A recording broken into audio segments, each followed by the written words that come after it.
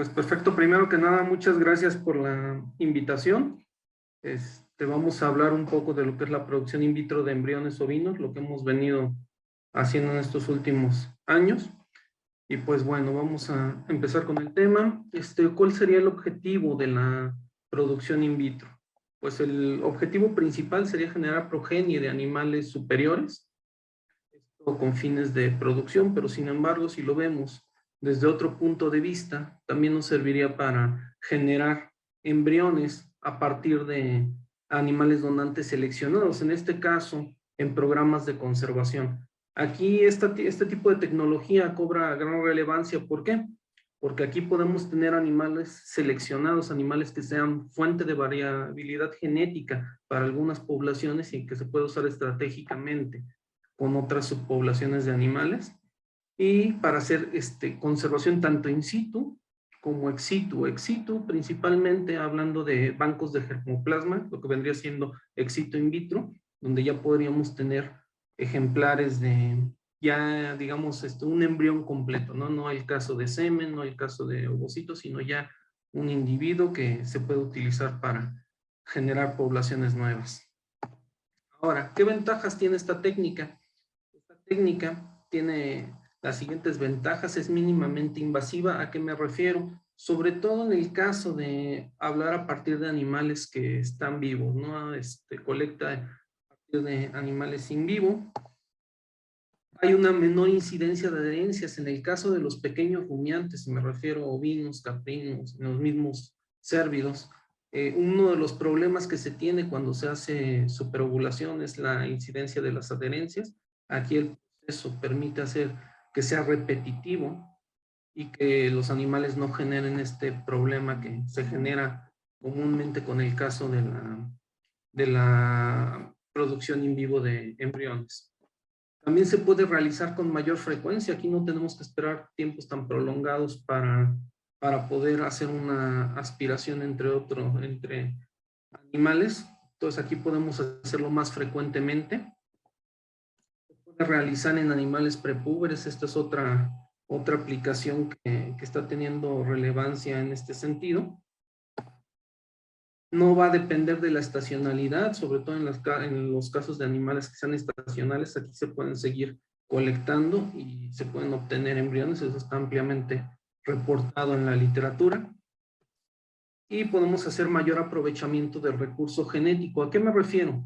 Si yo tengo pocas dosis de semen de algún animal, con una dosis de semen yo puedo fertilizar múltiples ovocitos. Entonces podemos hacer un mayor aprovechamiento de esto. Y en el rescate genético, por ejemplo, hay animales que ya por técnicas comunes como el caso de inseminación artificial o el caso de monta directa no logran quedar gestantes. Entonces esos animales se pueden aspirar para poder generar los embriones a partir de esta técnica de producción in vitro. ¿Qué desventajas tenemos? El equipo es una de las principales. El costo como tal son equipos que sí son un tanto costosos. Necesitamos personal altamente capacitado. En el caso de aspiración folicular sí se requiere, por vía laparoscópica sí se requiere mucha capacitación. Se requiere un laboratorio de producción in vitro para pequeños rumiantes. ¿A qué me refiero? No quiere decir que en un laboratorio de in vitro no se puedan generar, pero generalmente están enfocados más hacia bovinos. Entonces sí hay diferencias en cuanto a la producción entre lo que son los pequeños rumiantes con respecto a los bovinos. Podemos llegar a hacer diseminación de enfermedades. Cualquiera me va a decir por qué, ¿no? Hay que tener en cuenta que si, por ejemplo, no hacemos un cambio de aguja cuando se está haciendo la aspiración o aspectos por el estilo, podemos diseminar las enfermedades. Obviamente bien llevadas, no hay ningún problema. También otro de los detalles por los que se puede diseminar enfermedades es que la composición de la zona pelúcida de un embrión producido en vivo a un embrión producido in vitro cambia. La composición es mucho más cerrada en el caso de los embriones producidos in vivo con respecto a los embriones producidos in vitro. Entonces sí se requiere de hacer manejo sanitario de acuerdo a lo estipulado por la Sociedad Internacional de Tecnologías Embrionarias. Entonces sí, pero sí existe el riesgo. Ahora, para obtener los ovocitos, tenemos métodos diferentes. Uno puede ser la punción folicular post-mortem, otro lo que es la aspiración folicular por la parotomía y la aspiración folicular por la paroscopía. Vamos a hablar de cada uno.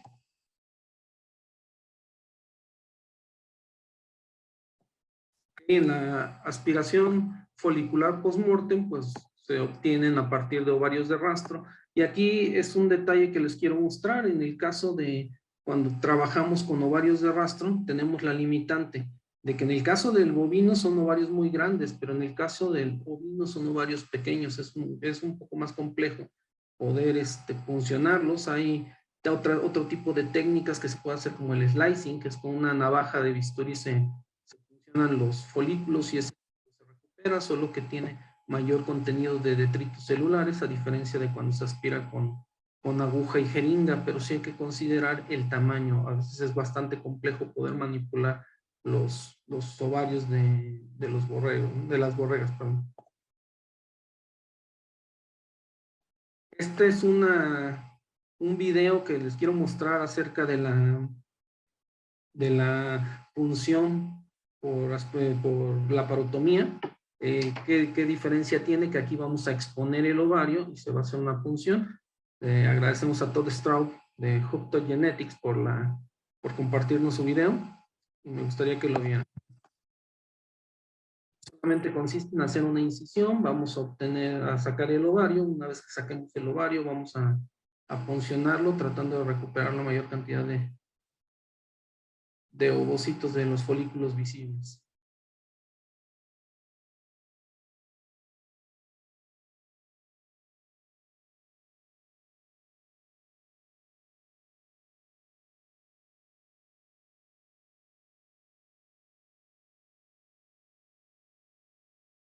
Se fijan, todos los folículos visibles están siendo puncionados.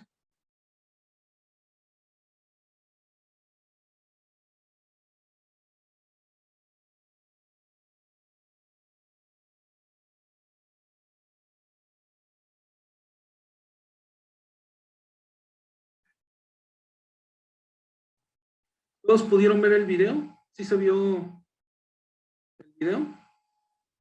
Sí, sí se vio. Bueno, y esta es la otra técnica que estamos utilizando para hacer lo que es la cuestión de la colecta de ovocitos, que es por medio de aspiración folicular guiada por vía laparoscópica, en la cual pues simplemente vamos a poner nuestro laparoscopio, vamos a tener una vía para poder funcionar, donde vamos a entrar una aguja que va conectada a una bomba de aspiración, y pues la idea es simplemente tomar el ovario y empezar a funcionarlo. En el papel suena muy sencillo, pero es bastante complejo, a diferencia de como cuando se insemina o cuando hacemos algún lavado en el cual exponemos, ¿no? Entonces, sin embargo, la ventaja que tiene es que es muy poco invasiva, y como les decía, la presencia de adherencias es menor con respecto a cuando nosotros exponemos o abrimos para poder obtener el ovario, ¿no? Alcanzarlo. Pues el proceso es prácticamente igual que en los bovinos. Iniciamos con una maduración in vitro, en la cual vamos a colectar los ovocitos que tengan citoplasma homogéneo, que tengan de 2 a 3 capas de células. Estos son ovocitos de rastro. Obviamente, cuando nosotros trabajamos la parte de aspiración, no tenemos esta cantidad de células. Algunos ovocitos van a salir con esta cantidad de células, sin embargo, es común que tengan pocas células cuando se trabaja por aspiración, y eso es en las diferentes especies, no solamente está en el caso de ovinos, sino también en el caso de bovinos. Los ovocitos que se obtienen por medio de aspiración folicular generalmente tienen menos células que los que se obtienen por medio de aspiración post-mortem. Y pues bueno, lo que buscamos es que los vamos a dejar 24 horas en medio de maduración. Posteriormente vamos a esperar que las células tumulares hayan expandido para nosotros tener una idea de que el proceso de maduración, al menos la citoplasmática, se ha llevado de forma adecuada. Una vez que los ovocitos están maduros, vamos a proceder a lo que es la fertilización, para lo cual vamos a tener que hacer una selección espermática, pero en el caso particular de pequeños rumiantes, tenemos varias formas de poder hacer el proceso de fertilización, que es una puede ser con semen fresco, otra con semen refrigerado y otra con semen congelado. En cualquiera de los tres casos, puede utilizar solo lo que es el lavado de los espermatozoides. ¿A qué me refiero? Centrifugamos en una solución, puede ser PBS, retiramos el exceso de diluyente, pero el detalle es que aquí vamos a poner células muertas y células vivas. Ese es el gran inconveniente. Aunque sea semen fresco, el semen es recomendable que se lave por posibles células que puedan venir con el semen, además de algunos patógenos. En este caso, el proceso de selección espermática nos ayuda a eliminar este tipo de patógenos o reducir su carga al menos.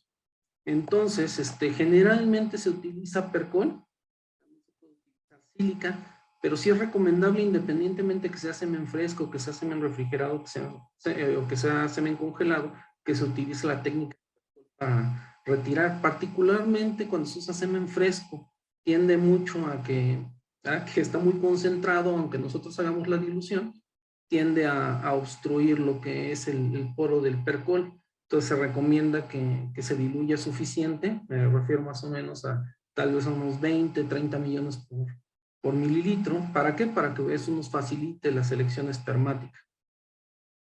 Hacemos nuestros gradientes de percol, pues 45-90, 40-80 para poder separar el semen, y pues hacemos la fertilización. En este caso les pongo un ejemplo de cuando ya están madurados los ovocitos, como los pasamos a la gota. Se nota la adhesión que existe entre los ovocitos. Una vez que ya están en la gota y que tenemos el semen preparado, simplemente procedemos a fertilizar. Y así es como se ve cuando ya se ha fertilizado. Espermatozoides mótiles, realmente capacitados, se terminan de capacitar en el medio de fertilización. Y bueno, aquí les pongo algunos trabajos que hemos hecho y los pongo en este apartado. ¿Por qué? Porque nuestros trabajos están muy enfocados a la parte del proceso específico de fertilización. Entonces, les pongo un trabajo que hicimos comparando diferentes gradientes de percol para hacer lo que es la selección espermática.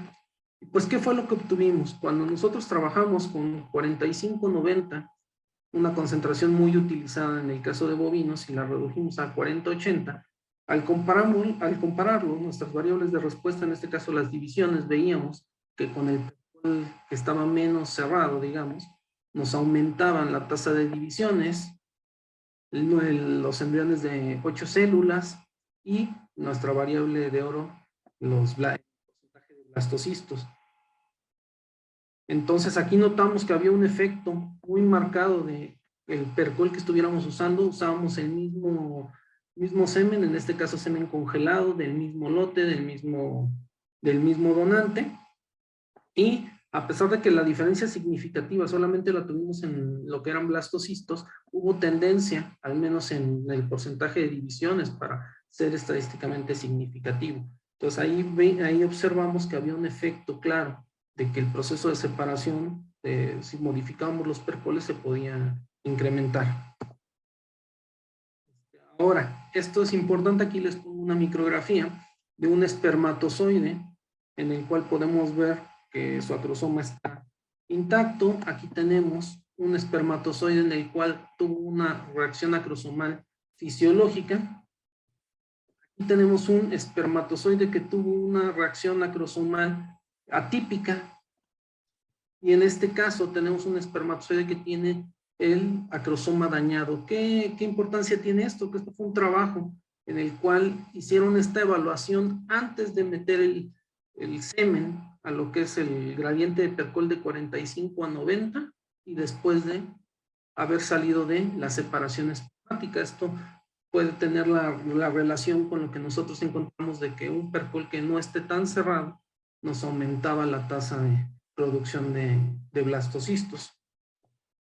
Otro trabajo que hicimos fue ahora utilizando semen fresco y semen congelado del mismo donante.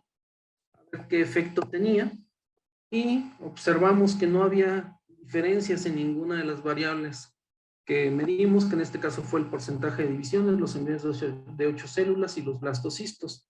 Ahora, ¿por qué hacer este comparativo? Cuando se trabaja en el caso de in vitro, se usa mucho el semen fresco o el semen refrigerado. Entonces, ahí está muy documentado que en el caso de los eyaculados tienden a variar, aún siendo el mismo animal, tienden a variar entre colectas. Entonces aquí esto era sobre todo para marcar esa diferencia y observar si el semen congelado es una mejor opción. En este caso, para in vitro, el semen congelado es una mejor opción. ¿Por qué? Porque no vamos a tener tantas variaciones como en el caso del semen fresco. Entonces aquí observamos que no había diferencia entre usar semen fresco y semen congelado, aunque numéricamente pudiéramos ver que tal vez los embriones de 8 células eran mayores en el caso comparado con del semen fresco comparado con el semen congelado. A la hora de la producción de blastocistos vimos que prácticamente los resultados eran iguales, entonces lo cual nos habla de que el semen congelado sí puede ser una opción para la producción in vitro. Ahora, habrá lugares en los cuales tienen los machos accesibles, se puede estar colectando, entonces es indistinto, pero se pueden utilizar con toda la seguridad ambos tipos de semen. Ahora, bajo ese contexto nos surgía la siguiente duda. ¿Qué pasa si estamos usando semen fresco? ¿Qué pasa si el animal está fuera de temporada reproductiva? Entonces, para eso hicimos otro trabajo en el cual utilizamos un macho Dorper, el cual colectamos en temporada reproductiva y fuera de temporada reproductiva. En este caso, en el mes de junio y en el mes de noviembre se colectó este animal y se congelaron los eyaculados y posteriormente hicimos nuestra evaluación a la producción in vitro y en la cual obtuvimos esto. Nosotros evaluamos el porcentaje de divisiones, no había diferencias y pues, el semen de temporada sí se veía numéricamente mayor, pero sin ser significativo. En los embriones de 8 células observamos también que el semen que se había colectado en temporada tenía numéricamente poco más de producción. Sin embargo, ya cuando vimos blastocistos no hubo diferencia significativa, pero sí hubo tendencia. Entonces, lo cual nos indica que sí hay un efecto que pudiéramos tener, porque ya numéricamente ya empezamos a notar la diferencia en la producción de blastocistos. Entonces esto nos marca también una pauta de que tal vez en el caso del semen sí haya una diferencia en cuanto a lo que es la producción de embriones. Ahora, cuando nosotros hacemos el cultivo, una de las primeras cosas que nosotros revisamos es que pasadas 18 horas después de haber hecho la fertilización, revisamos si hay espermatozoides mótiles todavía. Esto es muy bueno, lo cual nos habla de que puede haber una tasa alta de fertilización y que el medio está con las condiciones adecuadas para soportar el proceso de fertilización. Una vez que se evalúa eso, se retiran las células cumulares y posteriormente empezamos a hacer lo que es la evaluación de nuestras divisiones y embriones de embriones de 8 células para tener una expectativa de qué producción podemos tener de blastocistos. Entonces aquí tenemos una imagen de un día 3, de una producción de embriones. En el caso particular de pequeños rumiantes hemos visto que la gran mayoría de las divisiones generalmente son de más de 6 o de 8 células al día 3. Eso es bastante bueno porque son los que tienen más posibilidades de llegar a lo que es el estadio de blastocisto. Ahora, aquí es más o menos lo que nosotros tenemos entre el día 6, 7 y 8. Esto es lo que nosotros esperaríamos ver. Embriones que estén expandidos, algunos que ya van a ir en etapa de eclosión, otros que estén más tempranos, pero aquí el detalle, si se fijan, yo les pongo día 6, 7 y 8. Esto sí ha sido un detalle que hemos visto en borregos. En borregos la distribución de los embriones no es como en el caso de los ovinos. Perdón, en el caso de los bovinos. En el caso de los bovinos nosotros prácticamente tenemos toda la producción de los embriones en el día 7. Sí llega a haber embriones en día 8, pero la producción es mínima en día 8. Pero en el caso de borregos puede haber desde el día 6 hasta el día 8. Ahora, contemplando este aspecto, esto es más o menos lo que hemos visto. Más o menos vamos a tener el 19% de la producción de blastocistos en el día 6, el 12% en el día 7 y en el día 8 el 1.18. Entonces, bajo estos números, nosotros podemos decir, pues está fácil, entre día 6 y día 7 voy a saber que tengo la gran cantidad de los embriones. Sin embargo, ¿qué pasa? Si nosotros vemos los números mínimos, los números máximos, cuando nos vamos al día 8 tenemos datos desde 0 hasta el 10%. 10% ya es bastante considerable. Entonces esto dificulta un poco el poder transferir los embriones de acuerdo al día del ciclo en el caso de ovinos. ¿Por qué? Porque si resulta que el 10% de los embriones los llego a tener en día 8, yo generalmente voy a tener mis hembras sincronizadas entre día 5 y medio y día 6. Entonces la sincronía entre lo que es el embrión con la receptora va a ser bastante importante. Entonces esto es un aspecto a considerar cuando se trabaja la cuestión de producción in vitro, sobre todo cuando se van a hacer las transferencias. Ahora, ¿qué problemas nos hemos encontrado en la práctica? En la práctica, uno de los principales problemas que nos hemos encontrado es el semen.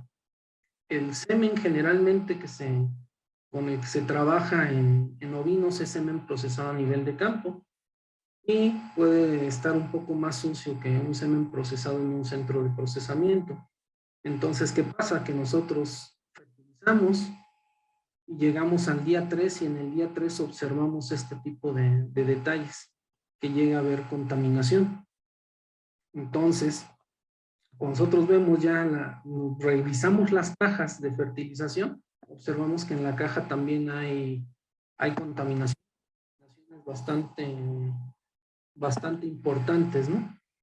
Si se fijan, hay gotas que no se contaminan, o sea, lo cual quiere decir que sí hay un efecto del semen, ¿no? Entonces esto, pues obviamente es bastante crítico, porque nos puede pasar esto. Por ejemplo, esta es una hembra que se aspiró.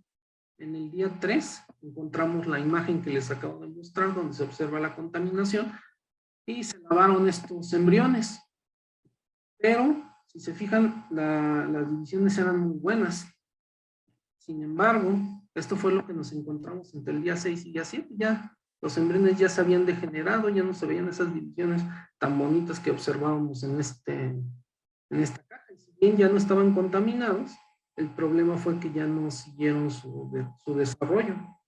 Entonces esto obviamente limita muchas de las cosas. ¿Por qué? Porque hay que dar más tratamientos al semen y hay que estar cuidando si hay contaminación o no para poder lavar estos embriones. Generalmente, una vez que nosotros ponemos los embriones en cultivo a los presuntos cigotos, después de quitarle las células cumulares, los pasamos a cultivo, lo ideal es no volverlos a sacar hasta el día 3 para no hacer modificaciones en el ambiente de la incubadora. Sin embargo, con este tipo de cuestiones hay que estar revisando si los embriones se contaminaron o no, y más cuando el semen no ha sido probado. Ahora, hay lotes de semen que uno los prueba en in vitro y no contaminan, y de repente sí contaminan, pero recordemos que el eyaculado no va a ser homogéneo. Tal vez algunas pajillas pueden tener más concentración de algún patógeno, o otras tal vez no tienen tanta carga.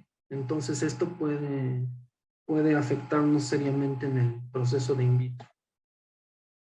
Aquí les ponemos unas imágenes de los embriones que hemos producido con embriones in vitro frescos. En este caso fue con frescos. Aquí tenemos de nuestras primeras crías de embriones ya in vitro congelados. Y aquí ya las crías después de haber parido.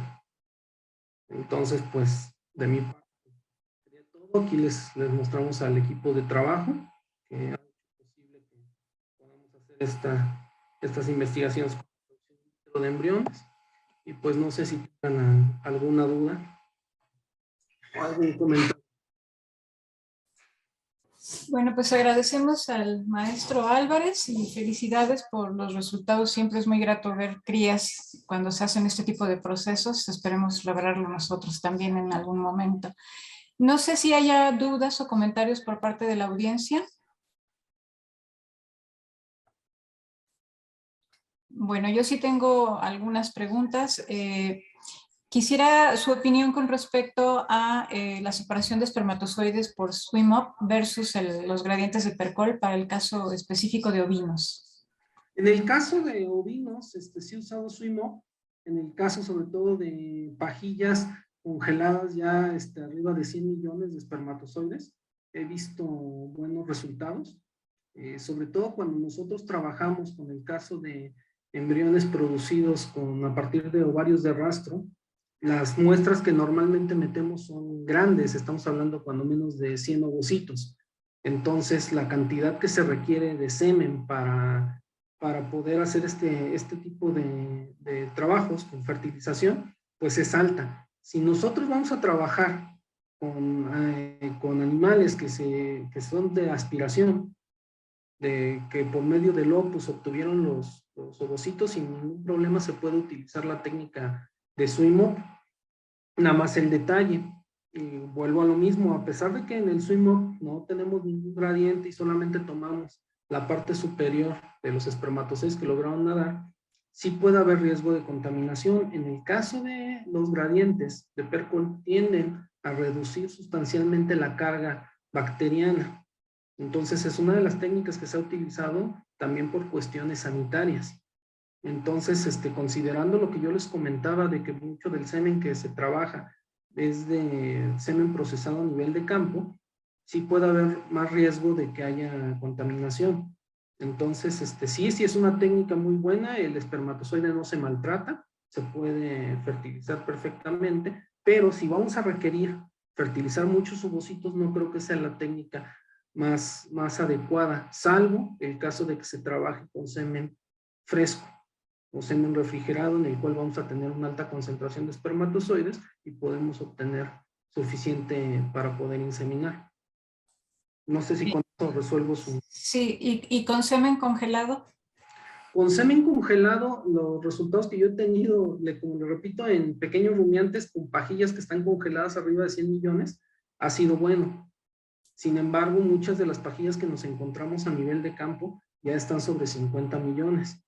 Entonces ya con 50 millones ya batallamos para poder obtener una buena, o en mi experiencia yo he batallado para obtener una buena cantidad de espermatozoides. Entonces yo sí consideraría la concentración de la pajilla para saber si lo uso o si no, y el origen de los ovocitos, si son ovocitos de rastro o si son ovocitos de aspiración. Gracias.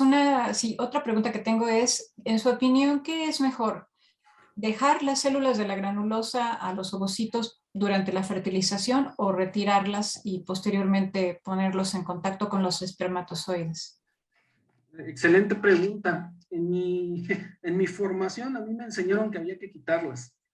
Comercialmente se menciona que las células pues, son buenas a hacer el cocultivo para poder favorecer el desarrollo del embrión. En lo que hemos estado evaluando nosotros, si las retiramos completamente no hemos notado diferencia a cuando las dejamos, en el caso particular de ovinos.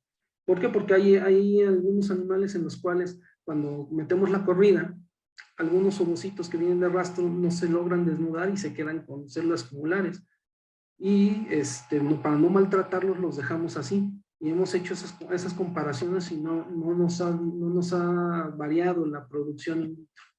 Eso es lo que le podría decir. Entonces sí se podría dejar, ya comercialmente en el caso de bovinos se recomienda dejar al menos una pequeña capa de células cumulares. A mí no me gusta porque muchas veces se adhieren los presuntos cigotos cuando se desarrollan embriones ya están muy adheridos y a veces hay que manipular demasiado para separarlos. Entonces creo que sí se puede dejar una pequeña capa de alrededor de una capa de células, máximo dos, pero no creo que sea muy bueno dejar dos. pero sí se podrían dejar para favorecer su desarrollo. Ahorita con este comentario que me hace, otro de los detalles que también hemos visto es que también eso de retirar los que no están fertilizados, yo era lo que hacía rutinariamente y ahora no he notado diferencia cuando no los retiro. A lo que me refiero es que seguimos teniendo los mismos porcentajes de producción, aunque se queden los óvulos sin fertilizar. Entonces, bajo ese contexto es menos manejo para los embriones y eso repercute también en buenos resultados para la producción in vitro. No sé si con eso contesto su pregunta. Sí, muchas gracias. Tengo una última y ya paso a las preguntas de los demás que están haciendo.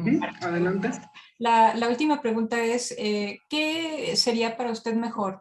¿Transferir embriones en etapas previas al blastocisto por la situación que comentó de la sincronía que puede suceder después con las hembras receptoras o insiste en blastocistos? Excelente pregunta. Miren, yo preferiría blastocistos por una simple y sencilla razón. Para poder transferir lo que son embriones de 6 a 8 células, hay que transferirlos a oviducto. Para transferirlos a oviducto sí se requiere de hacer una incisión más grande para llegar al oviducto y poder hacer la transferencia. Es mejor en el sentido de que le dejamos menos tiempo al proceso de in vitro y se desarrollan más fisiológicamente dentro de la hembra. Sin embargo, lo que he visto de las complicaciones de la incisión, que es mucho más grande, creo que es bastante importante, ¿no? Animales que se les botan las suturas, infecciones. Entonces, sí se requiere que los animales estén muy controlados para que esa incisión tan grande no genere problemas.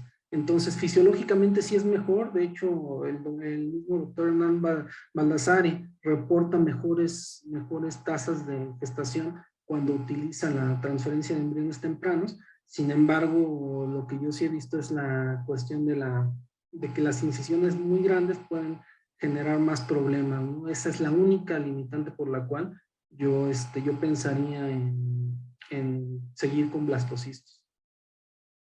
Gracias. Bueno, paso a hacer alguna pregunta del maestro Alfredo Lorenzo. Dice, ¿cuáles son las posibles causas del arresto de embriones en etapa de mórula? En etapa de mórula arresto, pues honestamente yo el arresto que conozco es a nivel de 8 células cuando se hace la activación del genoma. En el caso de mórulas como tal, no conozco algo que tenga que ver con un arresto como tal, sino más bien una falta de desarrollo, tal vez por la fertilización que haya sido un poco tardía, porque muchas veces lo que vemos son embriones de 6, 8 células y generalmente esos son los que van a llegar a blastocitos. Sin embargo, hay embriones en los cuales ya no avanzan, pero ya, digamos, un embrión que ya está en mórula, difícilmente no avanza a lo que es la parte de blastocisto. No sé si a lo mejor por ahí fuera su pregunta, y si no era su pregunta, sí, la verdad es que no he visto algo como lo que comenta. Gracias. Pregunta Angélica Reyes, ¿la aspiración de ovocitos en ovarios de rastro la realice con jeringas comunes o con bomba de vacío? En mi experiencia para ovinos mediante aspiración con jeringas obtenemos un número muy bajo. Siempre ocupamos disección folículo por folículo. Muy buena pregunta. Nunca he usado bomba de vacío. Estoy en contra de bomba de vacío para cuando se trabajan ovocitos a partir de ovarios de rastro. Lo que he visto es que tienden a desnudarse. No tenemos el mismo control que cuando nosotros hacemos la punción. Entonces, yo honestamente no los trabajo así. La baja recuperación puede ser debido a dos cosas. Uno, el tamaño del ovario, que es difícil de manipular. Y dos, muchas veces es cansado estar tratando de puncionar folículos muy pequeños. Entonces lo que nosotros hacemos es que a la jeringa le hacemos dos agujeros. Un agujero lo hacemos donde nos marca 2 centímetros, perdón, y la otra la hacemos a donde está la marca de 8 centímetros. Jalamos el émbolo justo arriba de donde está la marca de 8 centímetros y empezamos a funcionar. Eso nos genera un vacío y se obtiene muy buena recuperación de ovocitos. Entonces, no hay que jalar el émbolo solitos. Mientras nosotros vamos pasando entre el estroma y vamos pasando folículo por folículo, recuperamos los ovocitos y tenemos una muy buena tasa de recuperación. Creo que tiene que ir por ahí, porque cuando lo llegué a intentar hacer jalando yo el émbolo, sí fue muy difícil, es muy cansado, y la tasa de recuperación, como mencionan, es bastante baja. Y con bomba nunca lo he hecho, más que nada por la cantidad de células que terminamos retirando, por más que controlemos el vacío. Entonces sí, yo estoy en contra de la bomba para cuando se trabaja con ovarios de rastro, y creo que con esta técnica se puede controlar mucho lo de la tasa de recuperación. Gracias. Hay una última pregunta. Dice, del doctor Julio Ramón, ¿por qué es menor la fertilización con pajuelas de 50 millones versus 100 millones cuando solo se requiere aproximadamente 1 millón de espermatozoides por pocillo? Muchas gracias, Julio, te mando un saludo.